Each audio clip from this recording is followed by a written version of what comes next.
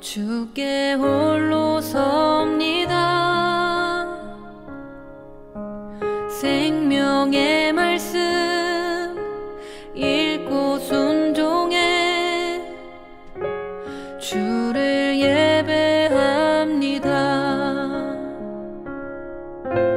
기록된 말씀 힘이 있어서 진리로 우리 거룩해 하며 거룩한 말씀 세세 영원히 복음이 되어 말씀하시네. 하나님 말씀에 두려워 떠는 자,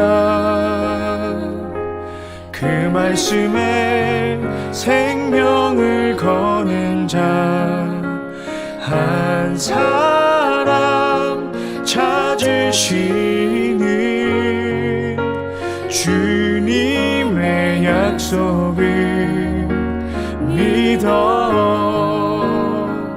하나님 말씀에 운명을 거는 자, 순종하며 주 따라가는 자, 영원한 하나님 나라 이뤄갈 주의 교회여 일어나라.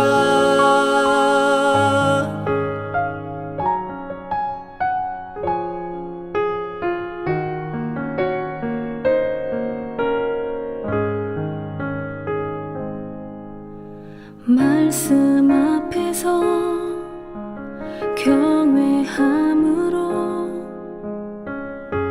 주께 홀로 섭니다. 생명의 말씀 읽고 순종해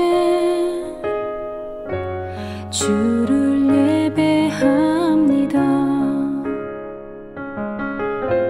기록된 말씀 힘이 있어서 진리로 우리 거룩해 하며 거룩한 말씀 세세 영원히 복음이 되어 말씀하시네. 하나님 말씀에 두려워 떠는 자, 그 말씀에 생명을 거는 자 한 사람 찾으시는 주님의 약속을 믿어. 하나님 말씀에 운명을 거는 자, 순종하며 주 따라가는 자, 영원한 하나님 나라 이뤄갈 주의 교회여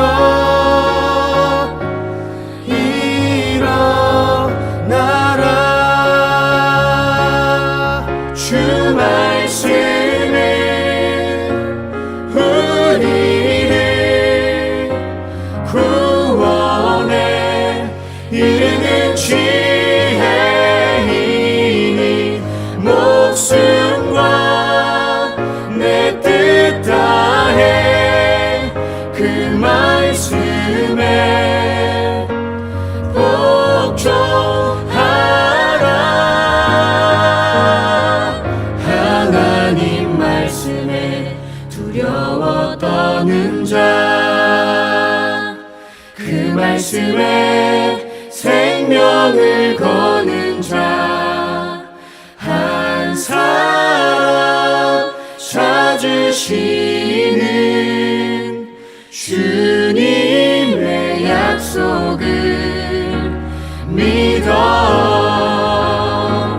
하나님 말씀에 운명을 거는 자 순종하며 주 따라가는 자 영원한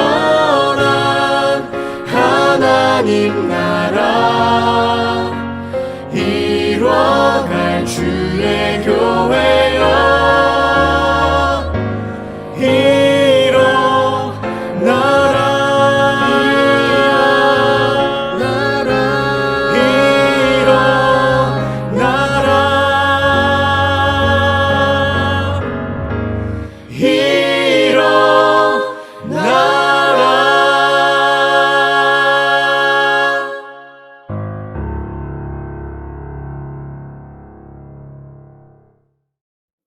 느헤미야 11장.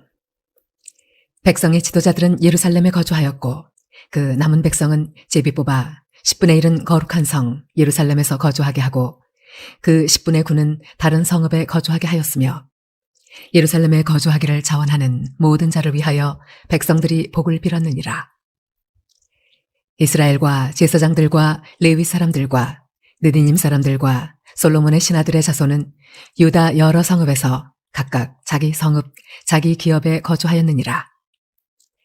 예루살렘에 거주한 그 지방의 지도자들은 이러하니 예루살렘에 거주한 자는 유다 자손과 베냐민 자손 몇 명이라. 유다 자손 중에는 베레스 자손 아다야이니 그는 우시아의 아들이요 스가랴의 손자요 아마리아의 증손이요 스바디아의 현손이요 마할랄렐의 5대 손이며 또 마세야니 그는 바룩의 아들이요 고로세의 손자요 하사야의 증손이요 아다야의 현손이요 요야립의 5대 손이요 스가랴의 6대 손이요 실로 사람의 7대 손이라. 예루살렘에 거주한 베레스 자손은 모두 468명이니 다 용사였느니라. 베냐민 자손은 살로이니 그는 무슬람의 아들이요 요에스의 손자요 부다야의 증손이요 골라야의 현손이요 마세야의 5대 손이요 이디엘의 6대 손이요 여사야의 7대 손이며 그 다음은 갑배와 살레 등이니 모두 928명이래. 시그리의 아들 요엘이 그들의 감독이 되었고 하수나의 아들 유다는 버금이 되어 성읍을 다스렸느니라.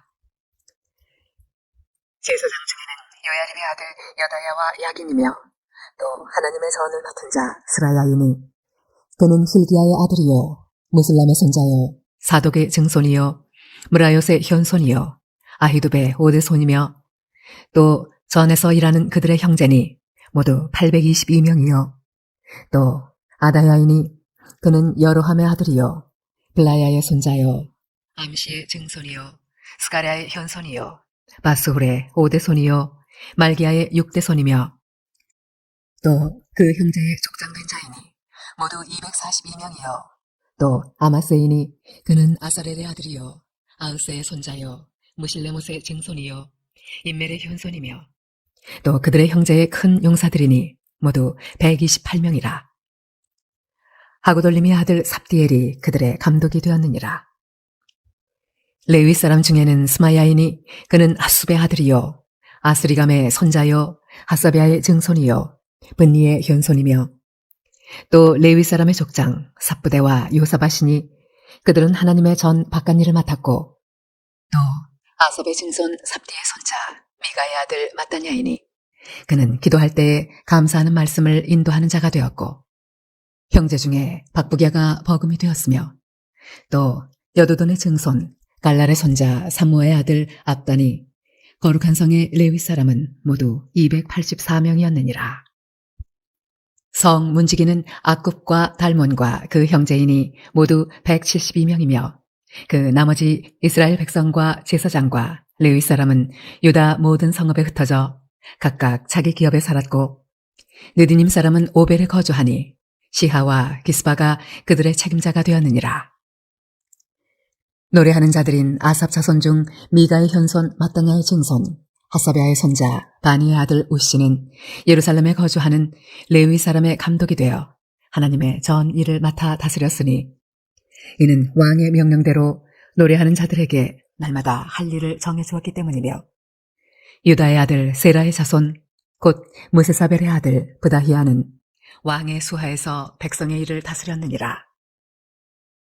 마을과 들로 말하면 유다 자손의 일부는 기럇 아르바와 그 주변 동네들과 디본과 그 주변 동네들과 여갑스엘과 그 마을들에 거주하며 또 예수아와 몰라다와 벳벨렛과 하살수알과 브엘세바와 그 주변 동네들에 거주하며 또 시글락과 무거나와 그 주변 동네들에 거주하며 또 에느림몬과 소라와 야르못에 거주하며 또 사노아와 아둘람과 그 마을들과 라기스와 그 들판과 아세가와 그 주변 동네들에 살았으니 그들은 브엘스바에서부터 흰놈의 골짜기까지 장막을 쳤으며 또 베냐민 자손은 게바에서부터 믹마스와 아야와 베델과 그 주변 동네들에 거주하며 아나돗과 눕과 아나냐와 핫솔과 라마와 기타임과 하딧과 스보임과 느발랏과 로드와 오노와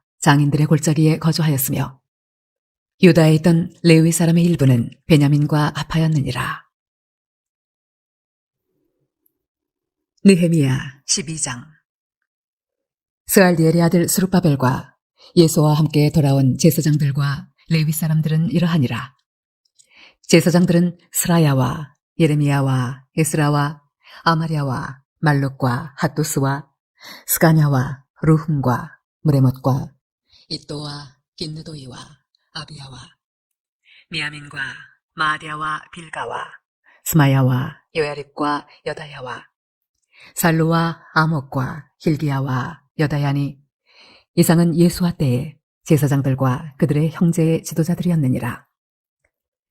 레위 사람들은 예수아와 빈누이와 간미엘과 세레비아와 유다와 마따냐니 이 마따냐는 그의 형제와 함께 찬송하는 일을 맡았고 또 그들의 형제 박부갸와 운노는 직무를 따라 그들의 맞은편에 있으며 예수아는 요야김을 낳고 요야김은 엘리야십을 낳고 엘리야십은 요야다를 낳고 요야다는 요나단을 낳고 요나단은 약도아를 낳았느니라. 요야김 때 제사장 족장된 자는 스라야 족속에는 무라야요 예레미야 족속에는 하나냐요 에스라 족속에는 무슬람이요 아마랴 족속에는 여호하나니요 말루기 족속에는 요나단이요 스바냐 족속에는 요셉이요 하림 족속에는 아드나요 무라요 족속에는 헬게요 이또 족속에는 스가랴요 기느돈 족속에는 무슬람이요 아비야 족속에는 시그리요 미냐민 곧 모야다 족속에는 빌데요 빌가 족속에는 삼무하요 스마야 족속에는 여호나단이요 요야립 족속에는 마뜨네요 여다야 족속에는 우시요 살레 족속에는 갈레요 아목 족속에는 예벨이요 hil기야 족속에는 핫사베요 여다야 족속에는 느다넬이었느니라.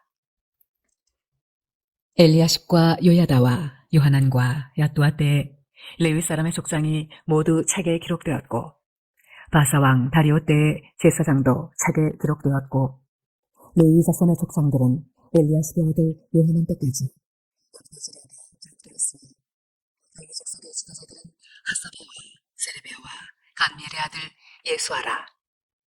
그들은 그들의 형제의 맞은편에 있어 하나님의 사람 다윗의 명령대로 순서를 따라 주를 찬양하며 감사하고 마따냐와 박부갸와 오바댜와 무슬람과 달몬과 악굽은 다 문지기로서 순서대로 문안의 곳간을 파수하였나니 이상의 모든 사람들은 요사닥의 손자 예수아의 아들 요야김과 총독 느헤미야와 제사장 겸 학사 에스라 때에 있었느니라.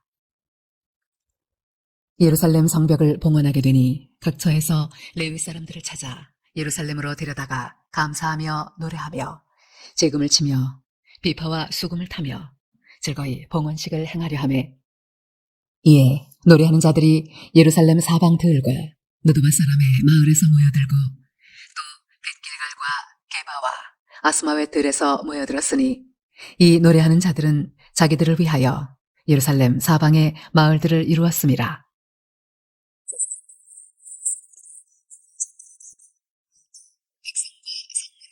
성벽을 정결하게 하니라. 이에 내가 유다의 방백들을 성벽 위에 오르게 하고 또 감사 찬송하는 자의 큰 무리를 둘러 나누어 성벽 위로 대오를 지어 가게 하였는데 한 무리는 오른쪽으로 분문을 향하여 가게 하니 그들의 뒤를 따르는 자는 호세야와 유다 지도자의 절반이요 또 아사랴와 에스라와 무슬람과 유다와 베냐민과 스마야와 예레미야이며 또 제사장들의 자손 몇 사람이 나팔을 잡았으니 요나단의 아들 스마야의 손자 마따냐의 증손 미가야의 현손 삭굴의 5대손 아삽의 6대손 스가랴와 그의 형제들인 스마야와 아사렐과 밀랄레와 길랄레와 마에와 느다넬과 유다와 하나니라. 다 하나님의 사람 다윗의 앞길을 잡았고 학사 에스라가 앞서서 성문으로 전진하여 성벽으로 올라가는 곳에 이르러 다윗성의 층계로 올라가서 다윗의 궁 윗길에서 동쪽으로 향하여 수문에 이르렀고 감사 찬송하는 다른 무리는 왼쪽으로 행진하는데 성벽 위로 가서 화덕 망대 윗길로 성벽 넓은 곳에 이르고 에브라임 문 위로 옛문과 어문과 하나넬 망대와 함메아 망대를 지나 양문에 이르러 감옥문에 멈춤에 이에 감사 찬송하는 두 무리가 하나님의 전에 섰고 또 나와 민장의 절반도 함께 하였고 제사장 엘리야김과 마세야와 미냐민과 미가야와 엘루에네와 스가랴와 하나냐는 다 나팔을 잡았고 또 마세야와 스마야와 엘로사와 우시와 여호하난과 마기야와 엘람과 에스가 함께 있으며 노래하는 자는 크게 찬송하였는데 그 감독은 예스라히야라. 이날에 무리가 큰 제사를 드리고 심히 즐거워하였으니 이는 하나님이 크게 즐거워하게 하셨습니다. 부녀와 어린아이도 즐거워하였으므로 예루살렘이 즐거워하는 소리가 멀리 들렸느니라. 그날에 사람을 세워 곳간을 맡기고 제사장들과 레위 사람들에게 돌릴 것, 곧 율법에 정한 대로 거제물과 처음 익은 것과 11조를 모두 성읍 밭에서 거두어 이 곳간에 쌓게 하였노니 이는 유다 사람이 섬기는 제사장들과 레위 사람들로 말미암아 즐거워하기 때문이라. 그들은 하나님을 섬기는 일과 결례의 일을 힘썼으며 노래하는 자들과 문지기들도 그러하여 모두 다윗과 그의 아들 솔로몬의 명령을 따라 행하였으니 일적 다윗과 아삽의 때에는 노래하는 자의 지도자가 있어서 하나님께 찬송하는 노래와 감사하는 노래를 하였음이며 스룹바벨 때와 느헤미야 때에는 온 이스라엘이 노래하는 자들과 문지기들에게 날마다 쓸 몫을 주되 그들이 성별한 것을 레위 사람들에게 주고 레위 사람들은 그것을 또 성별하여 아론 자손에게 주었느니라. 느헤미야 13장.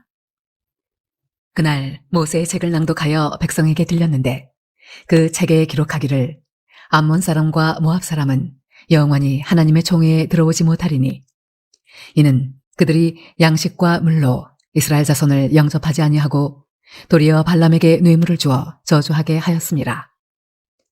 그러나 우리 하나님이 그 저주를 돌이켜 복이 되게 하셨다 하였는지라. 백성이 이 율법을 듣고 곧 섞인 무리를 이스라엘 가운데에서 모두 분리하였느니라. 이전에 우리 하나님의 전의 방을 맡은 제사장 엘리야십이 도비아와 연락이 있었으므로 도비아를 위하여 한 큰 방을 만들었으니 그 방은 원래 소재물과 유향과 그릇과 또 레위 사람들과 노래하는 자들과 문지기들에게 11조로 주는 곡물과 새 포도주와 기름과 또 제사장들에게 주는 거제물을 두는 곳이라. 그때에는 내가 예루살렘에 있지 아니하였느니라. 바벨론 왕 아닥사스다 32년에 내가 왕에게 나아갔다가 며칠 후에 왕에게 말미를 청하고 예루살렘에 이르러서야 엘리야십이 도비아를 위하여 하나님의 전 뜰에 방을 만든 악한 일을 안지라. 내가 심히 근심하여 도비아의 세간을 그 방 밖으로 다 내어 던지고 명령하여 그 방을 정결하게 하고 하나님의 전의 그릇과 소재물과 유향을 다시 그리로 들여놓았느니라.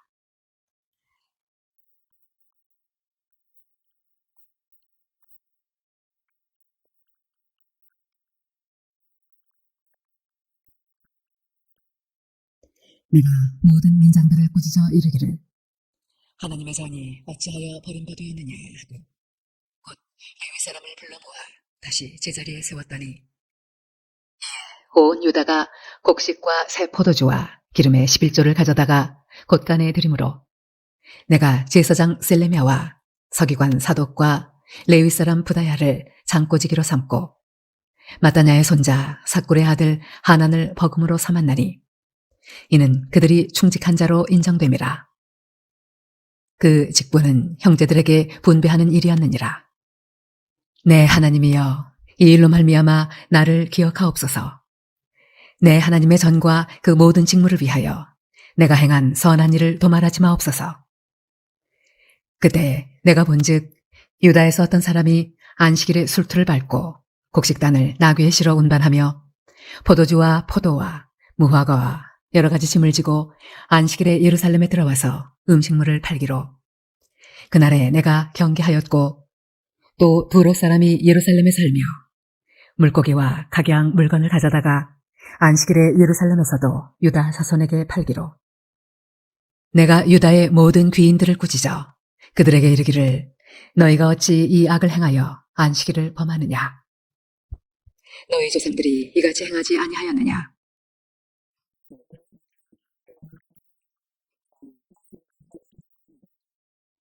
그럼에도 불구하고 너희가 안식일을 범하여 진노가 이스라엘에게 더욱 심하게 임하도록 하는도다 하고 안식일 전 예루살렘 성문이 어두워갈 때 내가 성문을 닫고 안식일이 지나기 전에는 열지 말라 하고 나를 따르는 종자 며칠 성문마다 세워 안식일에는 아무 짐도 들어오지 못하게 하였으므로 장사꾼들과 각양 물건 파는 자들이 한두 번 예루살렘 성 밖에서 장으로 내가 그들에게 경계하여 이르기를 너희가 어찌하여 성 밑에서 자느냐 다시 이같이 하면 내가 잡으리라 하였더니 그 후부터는 안식일에 그들이 다시 오지 아니하였느니라.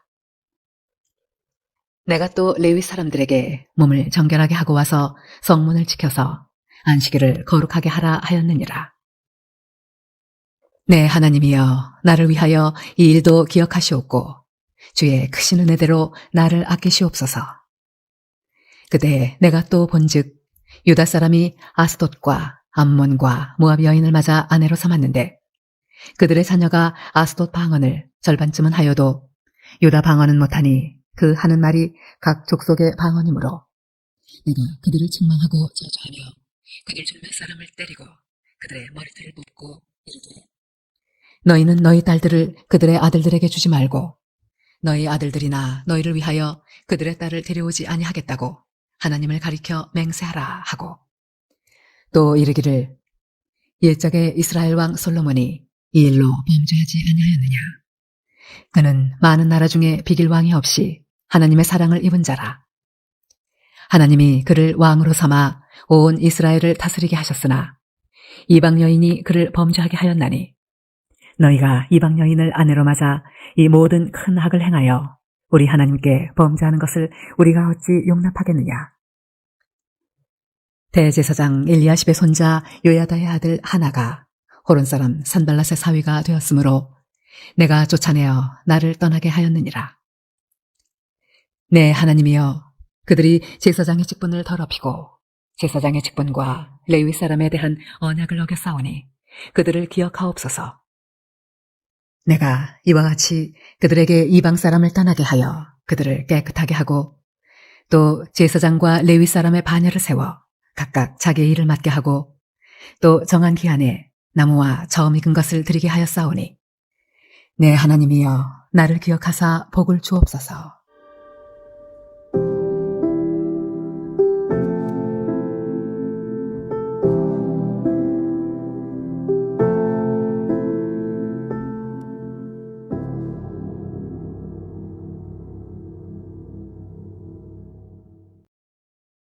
네, 할렐루야 반갑습니다. 내 인내성 드디어 마지막 시간 7번째 시간입니다. 오늘은 느헤미야 11장부터 13장까지 우리가 말씀을 함께 나눠보도록 하겠습니다. 먼저 복습 문제를 한번 풀어보도록 하겠습니다. 자, 지난주에도 우리가 총 3문제의 문제를 풀어봤습니다. 자, 첫 번째 문제 에스라가 율법책을 낭독할 때 수문 앞 광장에 모였다라는 표현이 1절과 3절에 2번 나오게 됩니다. 자, 그렇다면 수문 앞 광장이라고 하는 표현의 뜻은 그 의미는 무엇일까요? 라는 다소 어려운 그런 문제였습니다. 아마 느헤미야 프로젝트 네임 내성 1번부터 지금 7번까지 중에서 가장 어려운 문제 중에 하나가 아닐까라고 그렇게 생각을 해봅니다. 자, 수문 앞 광장에 대해서 설명을 드리면 수문 앞 광장은 기온샘이라는 곳과 연결되어 있습니다. 네, 기온샘의 근원을 이제 샘의 이 물줄기를 따라가면 실로암과 만난다고 그랬어요. 이 실로암은 연못이 아니라 우리가 생각하는 그런 개구리가 있는 그런 연못이 아니라 성전 제사 때 제단에 뿌리는 물이에요. 그 물을 필요할 때마다 갖다 쓸 수 있도록 물을 저장해 놓은 곳입니다. 왜냐하면 이스라엘은 비가 많이 안 오는 나라예요. 강수량이 부족하기 때문에 그나마 이제 기온샘이 사시사철 물이 잘 흐르는 그런 샘이에요. 그러니까 그 물줄기를 받아서 실로암이라는 연못에 가둬 놓고 필요할 때마다 물을 썼던 거죠. 즉, 이 물이 부족한 국가다라는 뜻은 이스라엘 민족이 이른 비와 늦은 비를 하나님이 주시는 그 비, 누구에게나 공평하게 줄 수 있는 그 비를 기다려야만 그들이 농사를 짓고 먹고 살 수 있다라는 거죠. 인위적으로 사람의 능력으로 물을 대고 하는 게 아니라 하나님이 우기에 겨울이 시작되면 그들의 농사의 수확물이 잘 맺혀질 수 있도록 이른 비와 늦은 비를 타이밍이 아주 좋게 적절하게 하나님이 내려주시는데 그 비가 절대적으로 이스라엘 백성들에겐 중요한 비였다라는 거예요.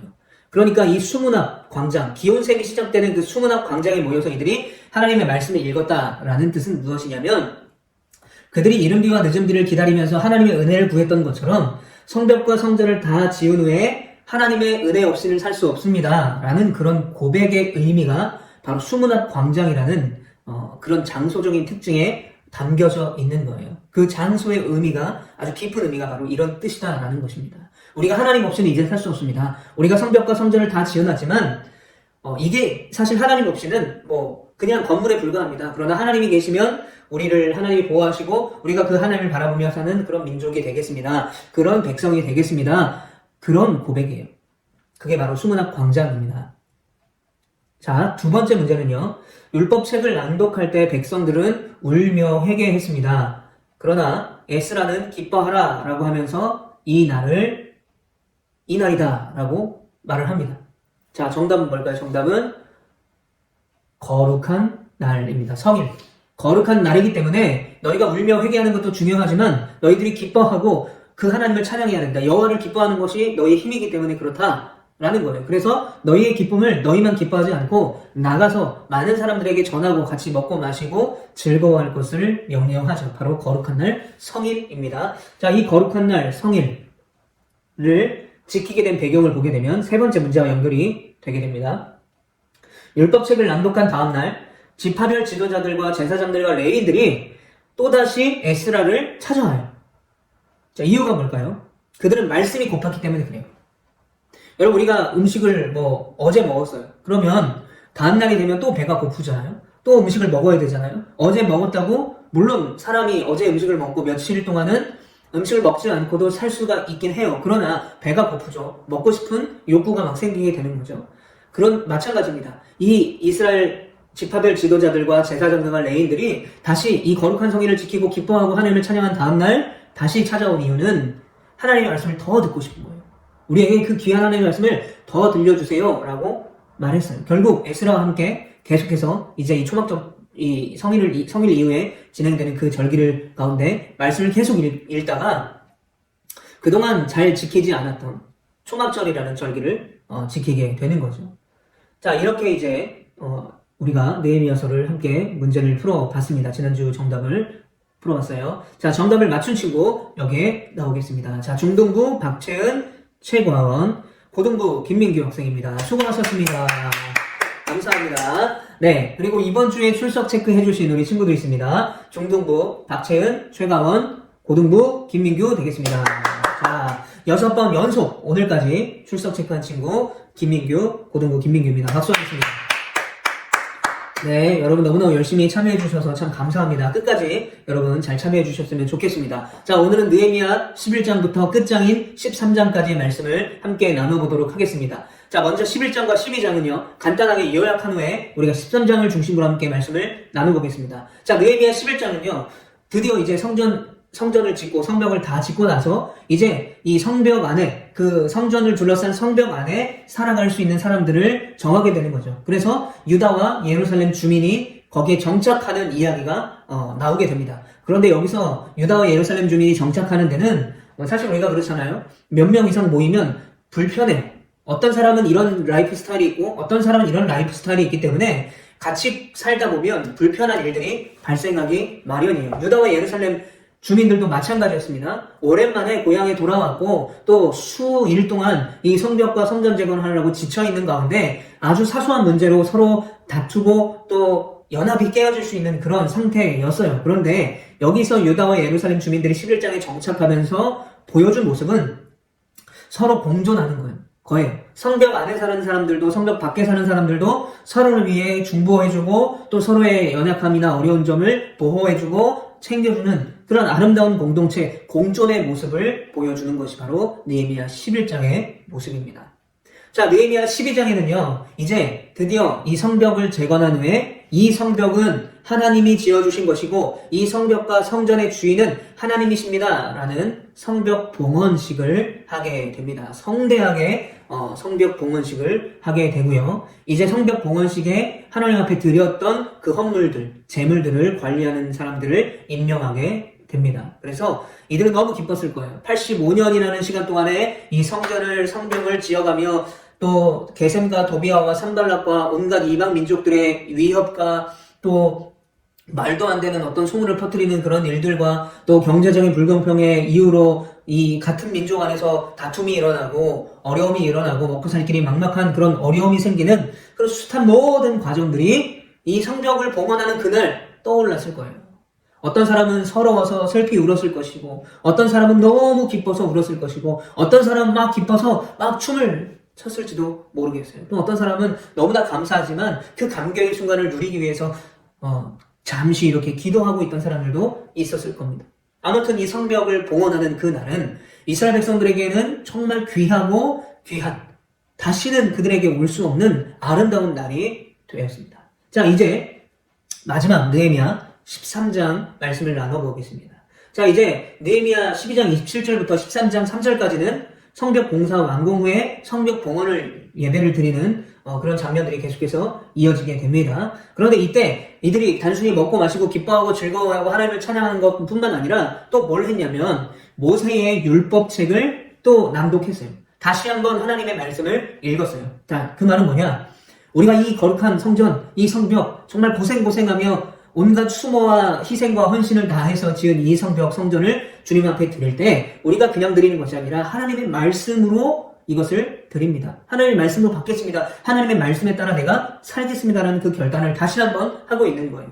모세 율법책을 낭독하는데 이제 모세 율법책은 모세 5경입니다. 창세기, 출애굽기, 레위기, 민수기, 신명기예요. 그런데 그때 성경에 이런 말들이 자꾸 들려오는 겁니다. 민수기와 신명기 말씀에서 이제 율법책을 낭독하는 것을 백성들이 듣고 하나님을 예배하고 찬양하고 그 말씀을 은혜를 받고 있는데 이런 이야기가 성경에 써 있는 거예요. 암몬과 모압 사람들은 이스라엘 백성들의 공동체에서 쫓아내야 된다라는 말씀이 민수기에도 신명기에도 써 있어요.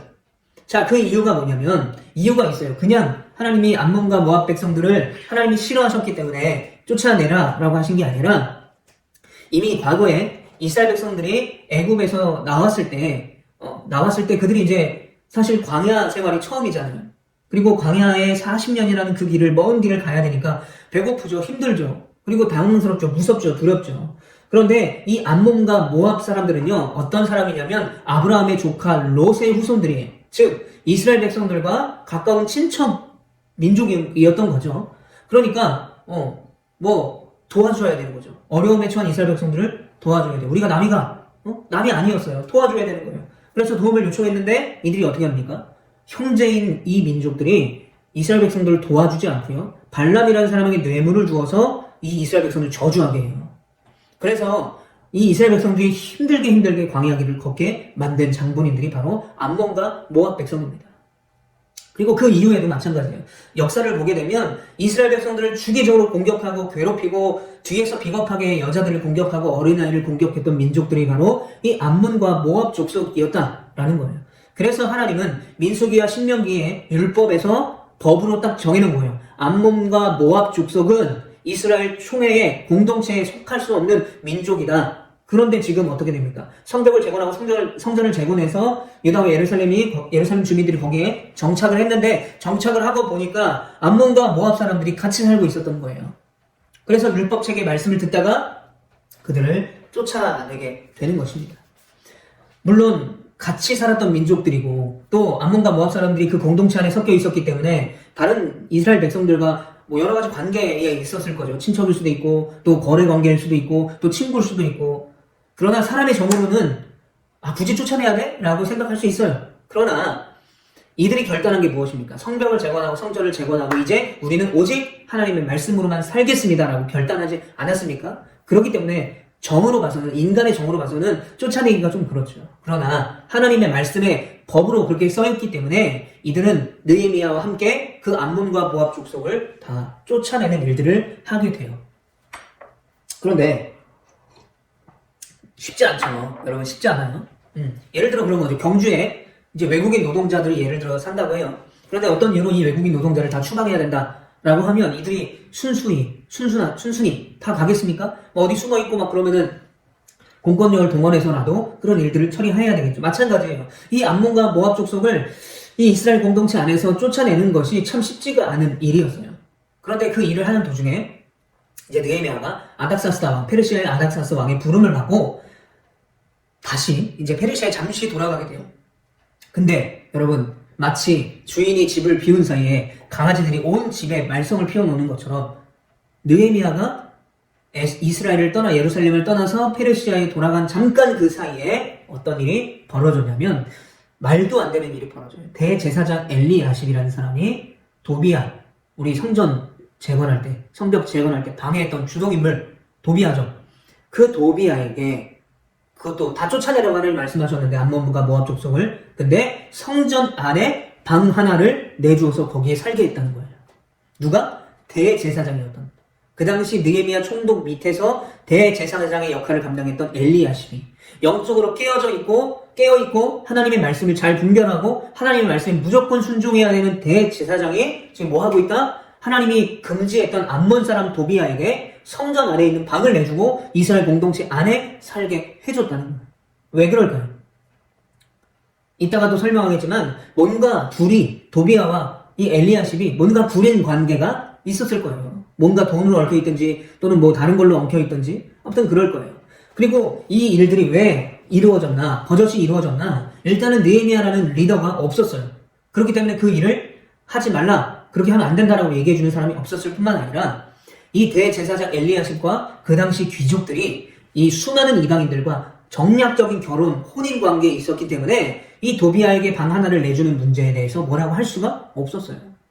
야, 너 그거 그러면 되지, 그렇게 하면 안 되는 거 아니냐라고 얘기하면 그럼 너는 뭔데? 네 딸은 뭔데? 네 딸은 왜 저 이방 남자와 결혼했는데? 네 아들은 왜 이방 여인과 결혼했는데? 이렇게 되는 거예요. 모든 사람들이 정직하지 않으니까 정직하지 않은 일을 행하는 사람들을 금지시킬 수가 없었던 거예요. 정말 나쁜 놈이죠, 엘리야십이. 도비야가 나쁜 놈이지만. 자, 그런데 이 방이 어떤 방이냐? 그냥 뭐 어디 그냥 남는 방, 창고 같은 방, 불쌍해서 준 게 아니에요.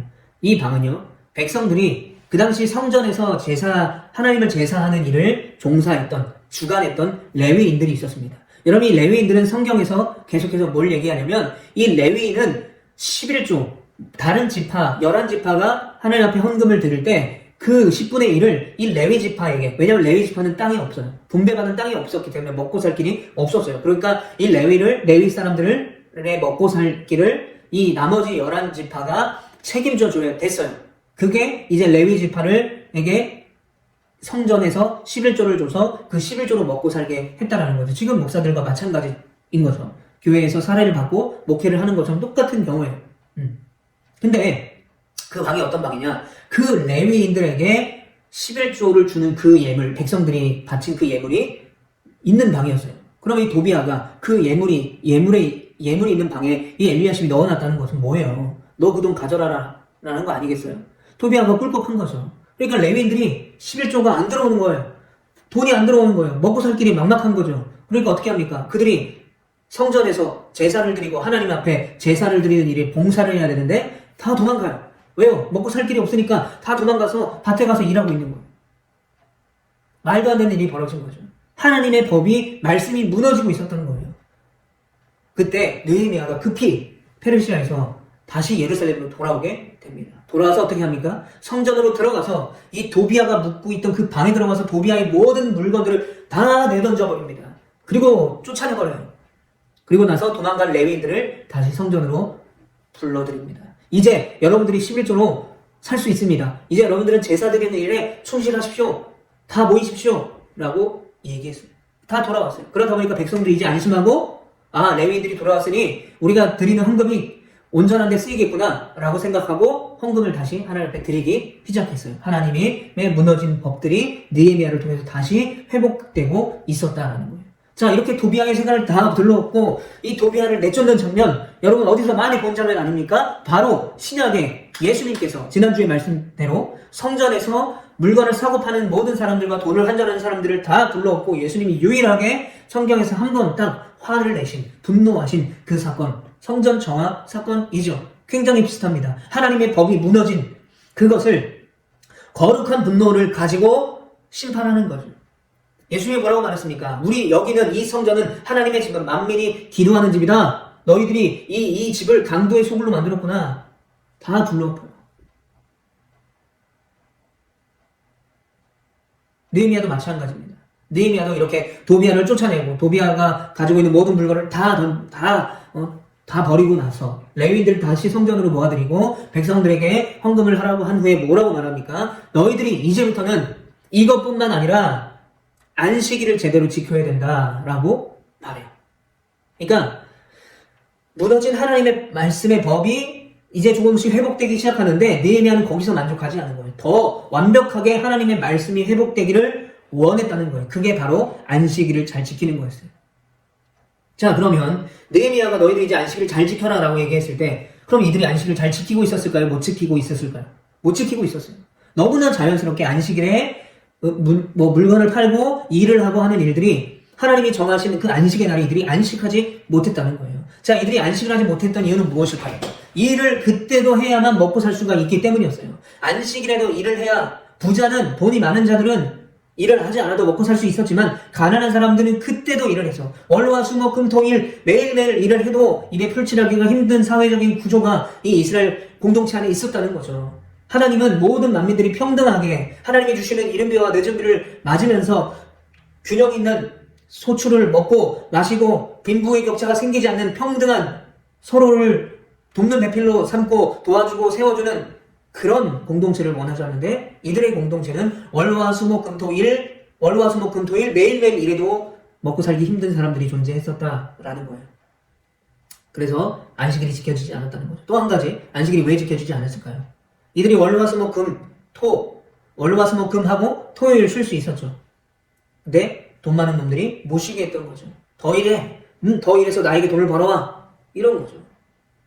예전에 제가 이제 여3인데 처음 알바를 했던 적이 있어요. 아주 처음에. 고3 졸업하고 나서 처음으로 태어나서 아르바이트라는 것을 해보게 되었어요. 지금은 없어진 프랜차이즈인데 파파이스라는 이제 햄버거 집이었습니다. 이제 버거를 만들고 감자를 튀기고 비스켓을 만들고 하는 일들을 주방에서 하고 설거지도 하고 하는 일들을 했었어요. 버거를 포장도 하고. 그 당시에는 시급이 얼마였냐면 여러분 놀라지 마세요. 2,000원이었어요. 시간당 2,000원. 지금 8,000 얼마라고 제가 알고 있는데 너무 힘든 거예요. 너무. 근데 거기가 이제 숙명여자대학교라는 대학교 바로 앞에 있었는데 이제 대학생이 많다 보니까 개강을 하고 또 이제 학기가 시작되고 또 점심시간쯤 되면 손님이 몰려오는 거야. 막 단체 주문도 오고. 제일 싫었던 게 뭐냐면 단체 주문이었어요. 근처에 있는 고등학교나 이런 학교에서 야자할 때 단체로 주문하는 거. 아마 그런 햄버거집에서 알바를 해본 우리 친구들은 공감할 거예요. 그때 무슨 생각이 들었냐면 제발 주문 좀 그만해. 제발 주문 좀 그만해 줬으면 좋겠어. 전화선이 그때는 이제 핸드폰이 있고 뭐 배민처럼 뭐 이렇게 어플로 주문하고 이런 게 아니고 그냥 온전히 전화로만 주문하는 건데 전화선의를 끊어놓고 싶은 욕망이 막 생겼어요. 너무 힘들어서. 그런데 사장은 어떨까요? 사장은 좋죠. 돈 많이 버니까, 잘 팔리니까. 알바는 7시간 일하면 정한 금액을 받지만, 사장은 많이 팔면 알갈수록 돈을 많이 버는 거잖아요. 그러니까 알바와 사장은 근본적으로 같은 마인드로 일할 수가 없는 거예요. 뭐 주인은 신뢰하라, 사장처럼 일해라. 그 말이 통하지가 않는 거죠. 마찬가지예요. 마찬가지. 이 이스라엘 공동체 안에 어떻게든 자신의 배를 더 불리게 하려고 이 수많은 일꾼들을 안식일에도 일을 시키는 악덕 사업주들이 존재했다라는 거죠. 경제적인 불균형이 완벽하게 이루어진 공동체였다라고 할 수가 있는 거예요. 느헤미야는 이게 싫었던 거예요. 안식일에 그렇게 일하면 안 된다. 너희 안식일은 쉬어야 된다. 종도, 노예도 모든 사람이 공평하게 쉬어야 된다라고 말해요. 자, 여기서 안식일에 대한 설명을 좀 드리겠습니다. 여러분, 안식일은 원래 토요일이에요. 창세기의 말씀에 보면 하나님께서 천지를 창조하시고 쉬시죠. 우리가 창세기 말씀을 한번 보도록 하겠습니다. 창세기. 자, 창세기 1장. 자, 2장에 보면 2절이 이렇게 말해요. 하나님이 그가 하시던 일을 7째 날에 마치시니 그가 하시던 모든 일을 그치고 7째 날에 안식하시니라. 자, 원래 안식일은요, 토요일입니다. 그런데 이게 신약시대에 바뀌어요. 지금 우리는 일요일을 안식일을 지키고 있죠.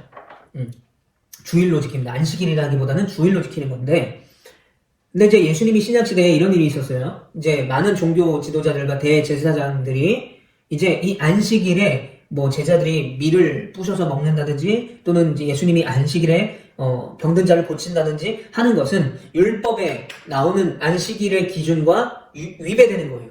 그러니까 안식일은 아무것도 하면 안 되는 거예요. 아무것도 하는 거. 병자를 고쳐도 안 되고 뭘 만들어서 먹어도 안 되는 거죠. 지금도 제가 몇 번 설명했지만 이스라엘에 가면 안식일 엘리베이터가 전용이 따로 있어요. 이 엘리베이터는요, 안식일에 쓰는 엘리베이터인데 버튼을 못 눌러요. 안식일에는 아무것도 하지 않아야 되기 때문에 이 유대인들은 이걸 버튼을 누르면 안 돼요. 그래서 그 안식일 엘리베이터는 1층부터 예를 들어 건물이 10층이라 그러면 모든 층에서 다 쓰는 엘리베이터예요. 누를 수가 없어요. 자, 만약에 이런 거죠. 불이 났어요. 집에. 안식일에. 그러면 유대인들은 그 불을 끌 수가 없어요. 안식일에 위배되는 행동이에요. 누가 꺼줘야 되냐? 이방인들이 꺼줘야 돼요. 외국인들이 꺼줘야 돼요. 에어컨을 켜고 나왔어요. 집에 모르고.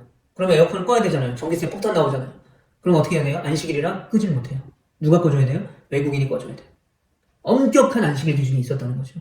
근데 이 엄격한 안식일을 예수님의 제자들이 어기고 예수님도 병자를 고치는 일이 벌어지니까 그 당시에 유대인들의 중심 인물이었던 종교 지도자들이 저 예수님 뭐 하는 건가? 저 예수 뭐 하는 거야? 저 예수 제자들 뭐 하는 거야? 왜 안식일을 저 따위로 어기는 거야? 점점 예수 그리스도를 미워하기 시작하는 거죠. 그런데 예수님은 분명하게 성경에 뭐라고 얘기했냐면 예수님은 율법 아래에 있지 않다라는 거예요. 그 말은 뭐냐? 예수님은 율법 위에 계신 분이다라는 거예요. 그 율법을 만드신 하나님과 같은 분이다라는 거죠. 이것을 만든 분이기 때문에 이것을 어기고 이것을 지키고 이런 자유가 예수님에게도 있다라는 거죠. 그리고 안식일은요, 너희들이 위한 것이 아니라 주님을 위한 것이다라는 거예요. 하나님이 이 땅을 창조하시고 쉬셨던 것처럼 하나님이 우리를 위해 예수 그리스도를 십자가에 못 박혀 죽게 하신 그 구원의 일을 허락하셨기 때문에 그 안식일은 하나님의 쉼이고 바로 그것이 예수 그리스도가 안식일의 주인이다라는 거예요.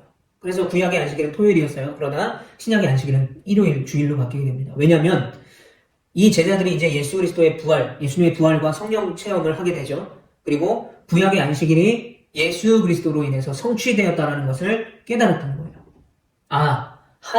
하나님이신 예수 그리스도가 이 땅에 오셔서 모든 인류의 죄를 위해 십자가에 달려 돌아가셨구나. 그 구약의 안식일, 그 구약의 하나님의 완벽한 하나님의 나라가 이 예수 그리스도를 통해서 이루어졌구나 라는 것을 깨달았기 때문에 그때부터는 안식일을 예수님이 십자가에 달려 죽으시고 나서 부활한 첫날 일요일, 주일로 지켰다는 거예요. 그래서 안식일이라는 말보다 주일, 더 로즈 데이라고 해야 된다는 거죠. 이게 바로 우리가 생각해야 될 주일이라는 개념, 안식이라는 개념이에요. 아무것도 하지 않고 무작정 쉬는 것. 그게 아니라 그 날은 구별되어 하나님 앞에 거룩하게 드리는 거예요. 왜요? 안식일의 주인은 하나님이기 때문에 그 주인인 하나님을 높이고 예수님의 은혜를 생각하는 날. 내가 다른 것 할 수 있고 분주하지만 잠시 내려놓고 주님께 집중하는 거죠. 이게 온전한 주일임을 여러분 기억하시기를 바랍니다. 그래서 여러분들이 월요일날 예배를 드릴 수도 있고 수요일날 드릴 수도 있고 목요일날 드릴 수도 있어요. 꼭 주일날 예배를 드리지 않아도 됩니다. 그러나 주일은 예배를 드리지 않아도 그 주일의 정신을 우리가 지켜야 되는 거예요. 안식일이기 때문에 나도 안식하고 또 그 안식일의 주인인 주님을 바라보고 내가 분주한 가운데 사는 것이 아니라 그 날은 주인이 하나님께 있고 내 생명의 주인도 하나님입니다라는 것을 믿는 믿음으로 고백하면서 그 날을 주님께 드리는 날이 되는 거죠. 자, 이제 느헤미야가 그렇게 안식일에 대해서 설명을 하고 니들이 정신 차려야 된다 라고 해요. 자, 백성들의 반응이 있었습니다. 이제 이 말씀을 제대로 알아듣기 시작하게 되는 거죠. 그러면서 뭐라고 이제 느헤미야가 말하냐면 안식일을 거룩히 지켜라. 그리고 모든 하나님의 법을 말씀을 기준으로 잘 지켜라 라고 말하면서 너희들이 왜 그렇게 힘들게 포로 생활했는지 까먹었냐. 너희들이 왜 포로 생활했냐. 그것을 한번 생각해 보자라는 거예요. 그만 울고 그만 하나님의 말씀 어기고 그만 징징대고 이제 너네 할 일을 해야 된다라고 느헤미야가 말해요. 여러분 이 이스라엘 백성들이요 포로로 잡혀갔을 때 시편 137편에 보면 그들이 바벨론 강가에서 시온을 바라보며 울었다라는 표현이 나와요. 이게 노래 팝송으로도 있어요. 얼마나 고향이 그리웠으면 얼마나 포로가 되는 것이 마음이 아프고 힘들었으면 바벨론 강가에서 그렇게 울었다는 거예요. 그러니까 느헤미야가 지금 뭐라고 말하는 거예요. 니들이 그렇게 슬펐던 날을 기억해봐라. 니들이 그렇게 마음 아팠던 날을 기억해봐. 그럼 니들이 그 날을 기억하면 그렇게 살면 안 되는 거 아니겠어? 제발 정신 좀 차리자. 이방인과 결혼하지 말고 그걸 통해서 우상숭배도 그만하고 니들 자녀의 꼴을 봐봐. 모국어를 하나도 할 줄 모르잖아. 이방인들과 결혼해서 히브리어 말을 할 줄 모르잖아. 제발 정신 좀 차리자. 우리가 이제 말씀으로 돌아가고 우리가 성벽과 성전을 재건했으니 이제 온전히 하나님의 말씀을 따르고 안식일을 거룩하게 지키고 모든 우리의 삶의 포커스를 하나님의 말씀의 중심으로 맞춰야 되는 것 아니냐라고 말하면서 느헤미야는 그 모든 안식을 지키지 않고 또 이방인과 혼인하는 그런 모든 귀족들을 다 쫓아내고 혼내고 모든 하나님의 그 말씀의 법이 깨어진 것들을 다시 돌이키게 되었다라는 거죠. 그래서 이 느헤미야 13장은요. 성벽을 재건하고 성전을 재건했을 뿐만 아니라 외형적인 성벽과 성전을 재건했을 뿐만 아니라 이스라엘 백성들이 재건이 되게 되었다는 거예요. 나라를 잃어버린 아무것도 남아있지 않은 포로와 같은 그런 피폐한 민족에서 하나님을 버리고 우상을 숭배하며 온갖 각종 신을 섬기며 자기의 속에 오른 대로 살았던 그 망나니 같은 이스라엘 백성들을 성전도 잃어버리고 성벽도 잃어버린 아무것도 남아있지 않던 빈털터리 같은 그들을 하나님은 에스라와 느헤미야를 통해서 성전과 성벽을 재건하게 하셨을 뿐만 아니라 그 무너진 이스라엘 백성 자체를 다시 세워주셨다라는 거예요.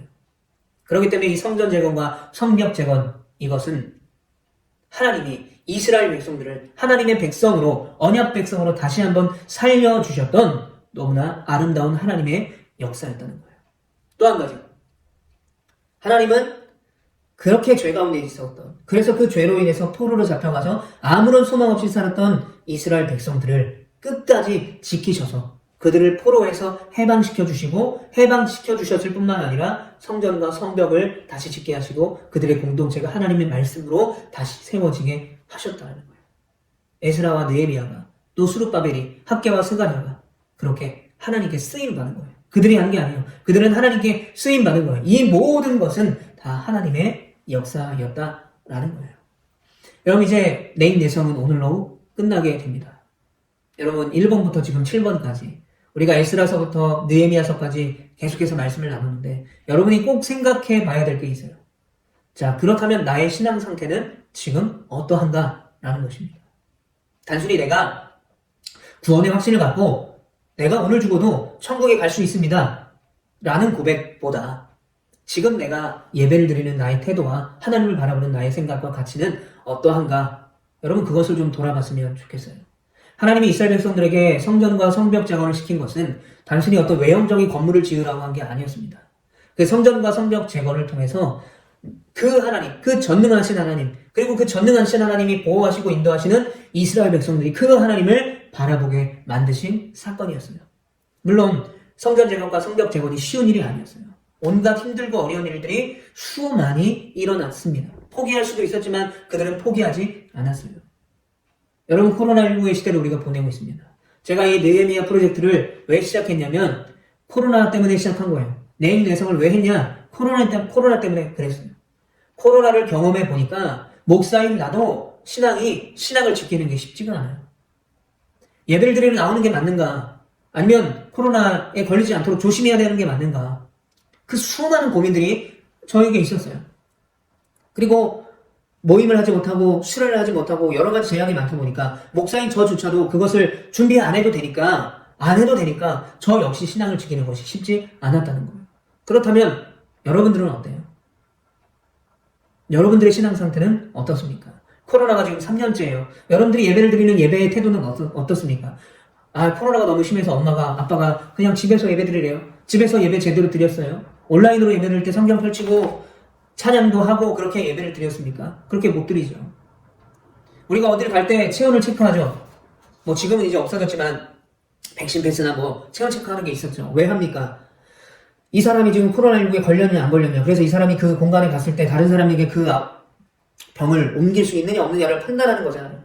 여러분들 신앙을 그렇게 한번 체크해 본 적은 있으십니까? 내 신앙이 무너지고 있는데 코로나19 가운데 내 체온과 내 방역 패스나 이런 거는 늘 체크하면서 과연 내 신앙은 여러분들 얼마나 체크해 보셨나요? 하나님이 여러분들을 찾고 계세요. 잃어버린 여러분들을 찾고 계세요. 사회적인 거리두기 한다더니 예수님을 거리두기 하고 하나님을 거리두기 하고 말씀을 거리두기 하고 예배를 거리두기 했던 여러분들을 지금 기다리고 계세요. 하나님께서는요, 그 포로된 이스라엘 백성들, 아무것도 소망이 남아있지 않았던 그 이스라엘 백성들을 끝까지 포기하지 아니하시고 70년 만에 그들을 회복시키시고 85년 동안 성벽과 성전을 재건시키시고 그 이스라엘 백성들을 완전히 하나님의 백성으로 회복시켜 주셨어요. 여러분 포기하지 마세요. 여러분 포기하지 마세요. 현장으로 오셔야 돼요. 온라인 예배 정성껏 드려야 됩니다. 여러분 하나님을 알아가야 돼요. 하나님을 만나야 돼요. 구원의 확신을 가져야 돼요. 포기하지 마세요. 하나님은 여러분들을 지금도 기다리고 계신다는 사실 여러분 꼭 기억하시고 주님께 돌아가는 여러분 되시기를 간절히 축복합니다. 느헤미야가 52일 동안 성벽을 재건했고 85년 동안 성전과 성벽을 재건하고 이스라엘 공동체가 완벽하게 하나님의 말씀에 합당한 하나님의 백성으로 세워졌던 것처럼 다시 한번 코로나19 가운데 무너진 나의 예배, 무너진 나의 신앙, 또 하나님을 향한 그 마음이 이스라엘 백성들과 같이 다시 세워지는 저와 여러분들이 되시기를 너무나 간절히 여러분 기도하고 그렇게 되기를 소망합니다. 여러분 꼭 그렇게 해주세요. 저를 위해서가 아니라 여러분들을 기다리고 계신 그 하나님을 위해서, 그 하나님을 바라보세요. 여러분 그 하나님을 바라볼 때 그 하나님을 만나게 되고 그 하나님을 알아가게 되고 무엇이 정말 옳은 길과 정말 귀한 생명과 진리인지를 깨닫게 될 것입니다. 여러분 사랑하고 축복합니다. 그동안 너무나 수고 많으셨어요. 이 지루한 영상을 끝까지 봐주시느라 여러분 너무나 수고 많이 하셨습니다. 제가 경주 중부에 교회 온 지도 4년이 넘었어요. 4년 동안 수많은 친구들을 만났습니다. 그러나 이번 코로나 시국을 보내면서 그 어느 때보다 더 여러분들을 포기하지 않고 말씀을 가르쳐야 되겠다. 정말 말씀으로 그 여러분들을 세워놓고 내가 그렇게 살아야 되겠다라는 생각을 너무 간절히 하게 되었습니다. 이 느헤미야 프로젝트를 하면서 그리고 이 내인 내성을 하면서 저 역시도 말씀의 은혜를 많이 받았고 이것을 연구하고 성경을 읽고 공부하면서 저도 많은 은혜를 받았습니다. 여러분 저와 함께 하나님과 함께 우리 사랑하는 선생님들과 함께 우리 경주 중부교회 중고등부 모두가 하나님의 은혜로 든든히 서갈 수 있는 거룩한 아름다운 공동체가 될 수 있는 우리 중부교회 중고등부가 되기를 간절히 축복합니다. 기도하겠습니다. 사랑의 하나님 감사드립니다. 내인 내성 지금까지 7번의 시간 동안 하나님 지켜주시고 인도하신 주님 너무나 감사드립니다. 하나님 우리 사랑하는 중고등부 친구들이 이렇게 회복된 이스라엘 공동체와 같이 회복되어질 수 있도록 인도하여 주시옵소서. 하나님의 자녀로 예배를 사모하고 말씀을 사모하는 정말 하나님의 사랑을 받고 하나님의 인도함을 받아 길과 진리와 생명 되신 그 진리 가운데 설 수 있는 우리 모두가 되어질 수 있도록 주님 역사하시고 인도하여 주시옵소서. 우리 사랑하는 중고등부 친구들 한 명 한 명, 우리 선생님들 한 명 한 명을 붙들어 주셔서 이 코로나19 가운데 안전하게 지켜주시고 어디를 가든지 무엇을 하든지 늘 하나님의 자녀답게 살아갈 수 있도록 주님 축복하여 주시옵소서. 하나님 이 은혜 잊지 않고 우리의 예배 가운데 나와 주님을 찬양하며 더 하나님의 말씀 가운데 나아갈 수 있는 우리 모두가 될 수 있도록 하나님 역사하여 주시옵소서. 주님 너무나 감사드립니다. 주님 사랑하고 주님 너무나 감사합니다. 주님 함께하여 주시옵소서. 예수님의 이름으로 감사하며 기도합니다. 아멘. 마치겠습니다. 박수하겠습니다.